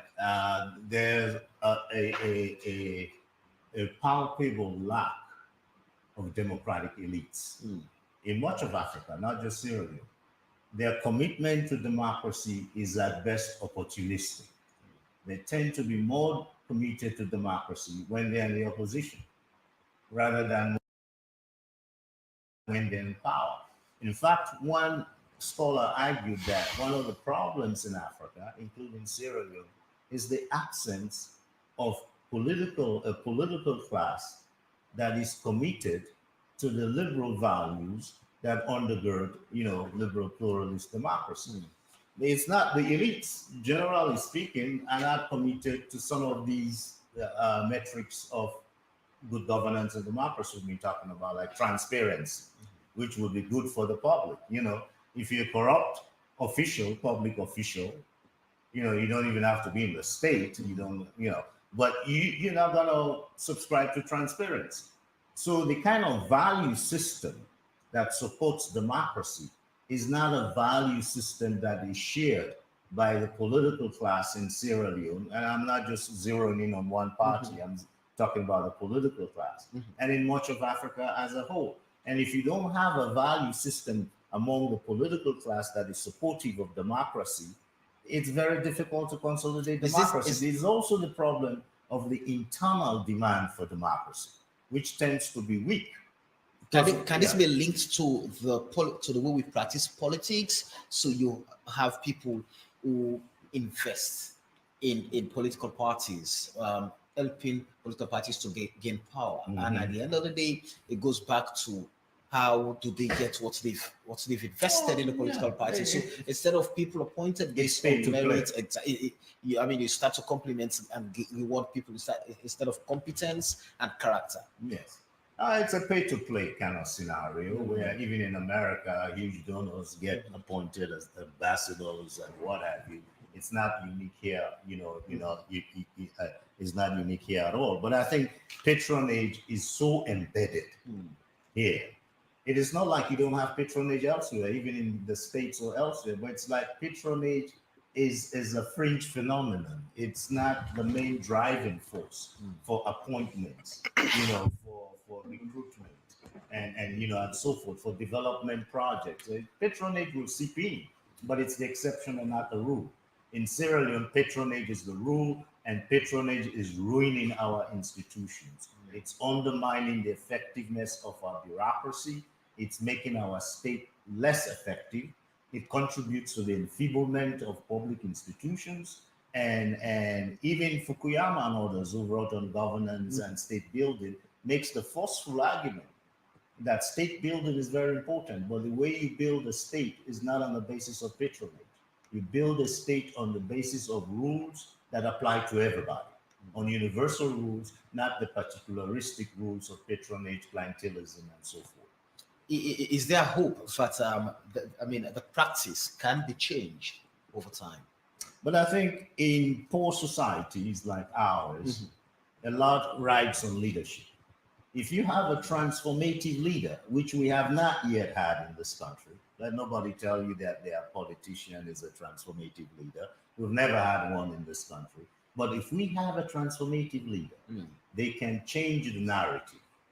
They can change the narrative, but you gotta lead by example, not by mouthing platitudes and so forth. There have been leaders in Africa who are changing the narrative. They may not be full-fledged democracies. Rwanda is not a democracy. I will not consider Rwanda as a democracy, but it scores very high. It's one of the better governed states in Africa today. And much of that comes from the fact that there are very low levels of corruption. Is it also possible? And also the service delivery. Is it also possible that we devise a model that works for Sierra Leone and put its governance structure into context and how it is done? So at the end of the day, we're able to attain, standards you just mentioned in Rwanda. We're able to just attain a position. Rwanda has the type of meritocratic bureaucracy we don't have here, right? What we need here is not a liberal democracy, it's a social democracy. We have to try to become a social democracy before we can, strive to become a liberal democracy. That's what we really want. So it's about having a developmental state, which Rwanda is. Perhaps the only developmental, Mauritius too can claim to be a development. That's the East Asian model. And the reason why they succeeded, among other factors, was the close kind of ties between the bureaucratic elites and the business elites with a goal to improving the development of their country. But they had a meritocratic bureaucracy. And the reason why they've had that kind of bureaucracy, it can be traced back historically to their Confucian past, where, the bureaucracy was considered very, very important. To work in the mandarinate of the bureaucracy was perhaps one of the highest achievements you can ever have. So yes, we can attempt to begin to consolidate democracy, but I think the best way we do that is to attack the problem of grinding poverty, consolidate support for the state, for state power, which has not been institutionalized. The state is still weak. And the reason for that is that in order to strengthen state capacity, you have to build support for the state among the populace. You have to enhance the autonomy of public institutions so they can work in a manner that is unfettered by politicians, and so forth. But really addressing the problem of poverty. I think it was Amartya Sen who wrote a book on development as freedom, who made the very, very salient point that any poor country can make vast improvements in the lives of the people and help to consolidate democracy if their governments invest heavily in healthcare and education. All right, those two important sectors. Yeah, let's me. Yes, I want you to have the final bite. Okay. Let me have Sidi. So Sidi, with all that we've discussed, with all that you have submitted here tonight, do you see hope, and how are the tracks being laid to consolidating our democracy and the practice of good governance? Are we getting the quality? If not, what can you do different if you have the opportunity? I think we have to come back to our institutions. These institutions. We have 3 minutes each, by the way. These institutions are established to ensure that our democracy is strengthened, good governance is guaranteed, and the people of this country are clearly involved in decisions that will shape their lives. And, the manipulation of these institutions must stop. And also, we have to be very honest as government or as, political parties, civil societies, journalists, even investments and developments that we undertake, they must have value for money. It is not just a matter of, embarking on development for the sake of development. I mean, it is, very sad. And I cannot, the only way I can put it, it is kind of like, it is only mediocrity, for example, that will let somebody look at a fabricated airport terminal and call it a new airport. Seriously, I mean, those are the kind of standards that we should not accept as citizens of this country, especially wherein a price tag as whopping as $270 million is attached to it that you and I would now have to pay for. Those are those are the kind of things that we should not accept as citizens of this nation. I mean, and that is where the issue of value for money, honesty and sincerity in some of the, the things that we do as government in the name of bringing development for our people. We ought to really look at those things. I mean, we also have to have respect for our constitution. The level of constitutional abuses that we have seen, is worrisome. And I only hope going forward, that will stop and citizens will begin to also have confidence in the fact that, their will be reflected in the upcoming general elections, because tensions are high, a lot of mistrust for state institutions, especially those that are responsible to manage our elections. So we must ensure Thank you, Sidi. that going forward, citizens' will are reflected, because I don't think they are willing and will be ready to accept anything different from that. Mr. Minister. Yeah, so thank you very much. It's difficult to see this time come to an end so soon. So I very, very, very much associate with Jimmy's call for support for the states among citizens. With support for the states among citizens, you will not have faceless politicians masterminding what later became the McKinney riots, in which sadly enough people lost their lives. This was a government generator that government wanted to deploy somewhere else in the north. And, unsuspecting members of the public were thrown onto harm's way to be in conflict with the law. Sadly enough, people died. So what responsible opposition parties do anywhere else is not only to milk the grievance, but also to build support for the state, right? because someday you hope to take over the leadership of that state. You also ended on the note that any country that is very genuinely desirous of taking her people out of poverty have to invest very heavily in education and health. Well, we have started that journey. A journey of 1,000,000 miles starts with a single step. We met a health expenditure spend at around 6%. Today it's 11.3% in 4 short years. I mean, so that means we clearly know maternal mortality has been brought down by 74.3%. We used to be, for the last 20 years, we used to be at the very bottom, anytime things like those were mentioned. So we are making progress. When it comes to education, Sierra Leone is spending about 22% of our budget. The free quality education is not a magic bullet, but it's clearly a commitment in progress. So it requires every part of the nation. You're talking about even the teachers, you're talking about parents, you're talking about civil society, everybody. I'm aware, I've heard about sex for grades, sexually transmitted grades and degrees at all levels. And this is very sad for our country. It's going to take us as a culture that we inherited. We have to fight it. I mean, even if at the cost of losing friends in the process. Yeah. Now, of course, let me do this confessional statement in the interest of full disclosure. I worked at the airport.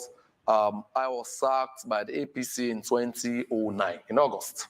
Before then, we had just returned from Banjul. Banjul had decommissioned their DVOR, the Doppler omnidirectional radio range. It's some kind of aviation equipment you need for civil landing of aircraft. They had decommissioned a very old one that they no longer needed. Shamelessly, our management went to Banjul to beg them to come and commission here. President Bill has ended that shame and national disgrace by investing in an airport through a PPP model. Right. 2 things that underline. Sierra Leone is honestly and sincerely ripe for business. And there's growing investor confidence. And this airport, everybody, no matter whether you're opposition or what have you, because it will not be by opposition ticket. You buy your ticket, you fly out of here. So we have to do that. For these reasons, Sierra Leoneans have vowed to vote President Bill on the first ballot. No speed bump. No speed bump. It's still not functional. No, nothing. It will be functional. It's still not functional, by the way, because the very equipment like make which business is going to work. It's not available. This airport is going to be operational. It's not available. And we have to pay. We have to pay $270 million. My mama was a joke. $350 million. You have not bought land. You chopped the money already even before you bought land. Okay, sirs. I know Sorry. You are kind of partisan, and it's interesting to listen to the kind of give and take between the two of you guys. I think you are both confident that your turn will come someday.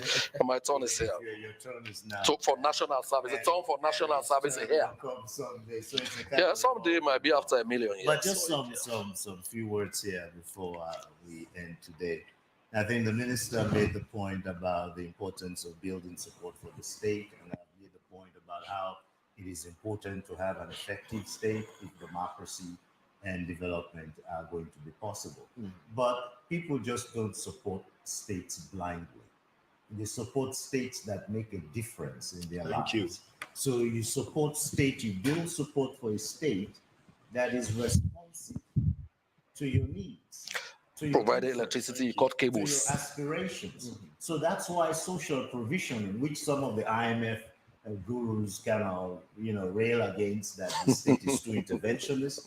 The state has to be interventionist because our people are poor.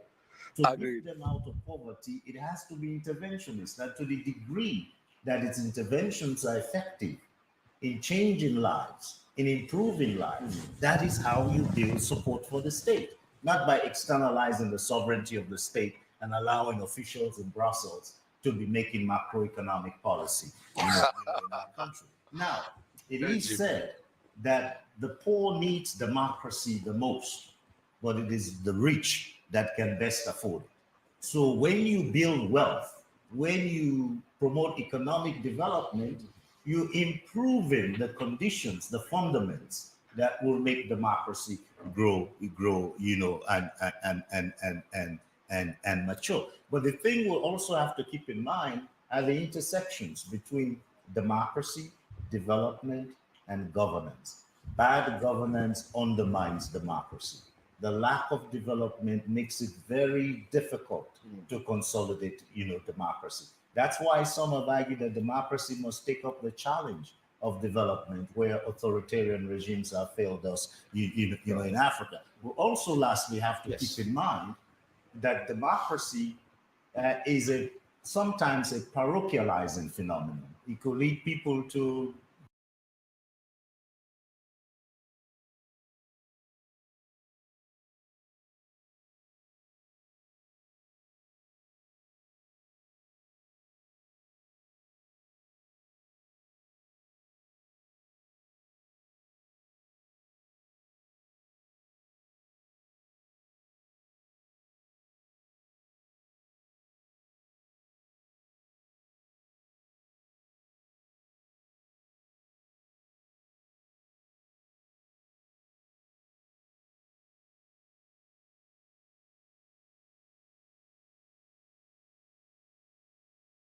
Oh yeah, talking point platform, TTPTV.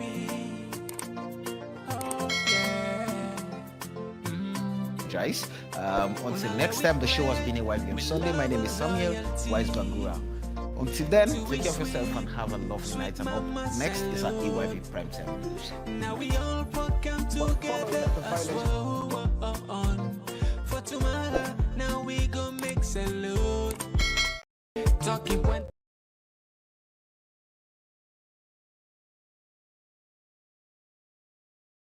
Talking point platform for news every day. Now we country salute for education, entertainment, political affairs. TV. We put enough Tanga one inside Sierra Leone like a big quantity.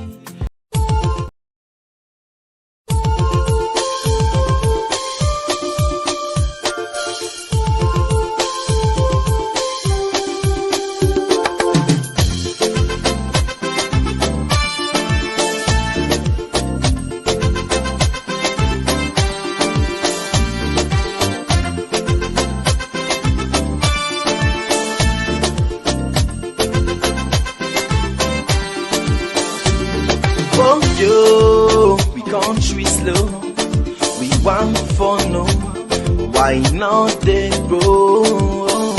Yeah, hey, bo, we want for no. Waiting make we country they go slow. Waiting making all they grow. Yes, so I can for sure. Yes, I can for sure them thing them way they make we know they grow.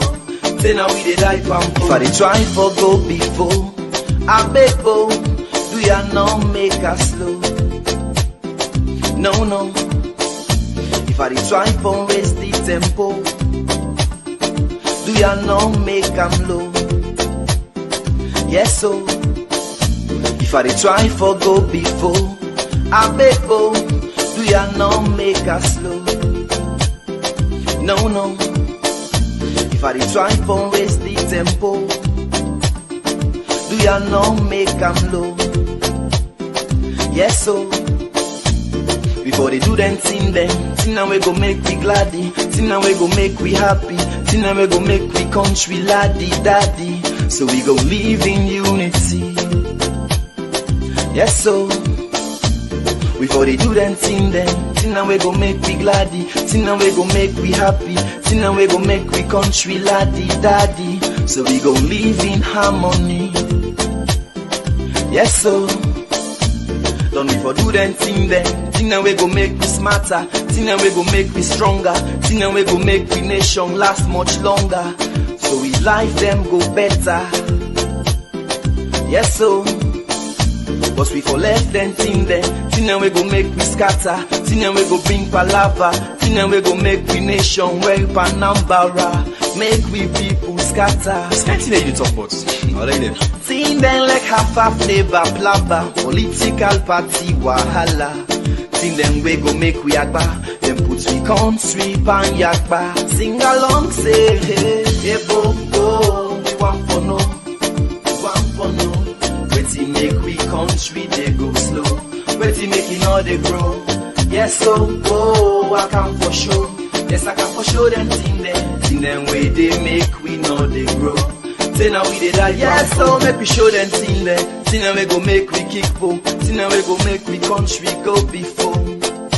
Mama, yes, so thing them we go make we grow, thing them we go make we left for go slow, make baby gladdy for Bobo show. Alright, so if I perform, me on perform. You say for gladdy for watch you watch.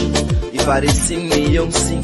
You say for gladdy for dance you dance. Before they do them thing now we go make we gladdy, thing now we go make we happy, thing now we go make we country laddie daddy. So we go live in unity. Yes, so before they do them thing now we go make we gladdy, thing now we go make we happy, thing now we go make we country laddie daddy. So we go live in harmony. Yes, so sing along, say hey, hey, bo, bo. We want for no. Waiting make we country they go slow. Waiting make it know they grow. Yes, so oh, I can for sure. Yes, I can for sure them thing them way they make we know they grow. Say now we they die pampo. We the pray, but still things never change. How we go before when we still get evil ways. Let we try to change your ways and let we love for free. Hey, love one another. If I do me thing then, you self go try do thing then. Make we all do thing then. Salon prosper thing then. If I let you thing then, you self go let me thing then. Make we all let we thing then. Salon prosper thing then. Before they do them thing now we go make we gladdy, thing now we go make we happy, thing now we go make we country laddie daddy. So we go live in harmony. Yes, so sing along, say hey. Before they do them thing now we go make we gladdy, thing now we go make we happy, thing now we go make we country laddie daddy. So we go live in harmony.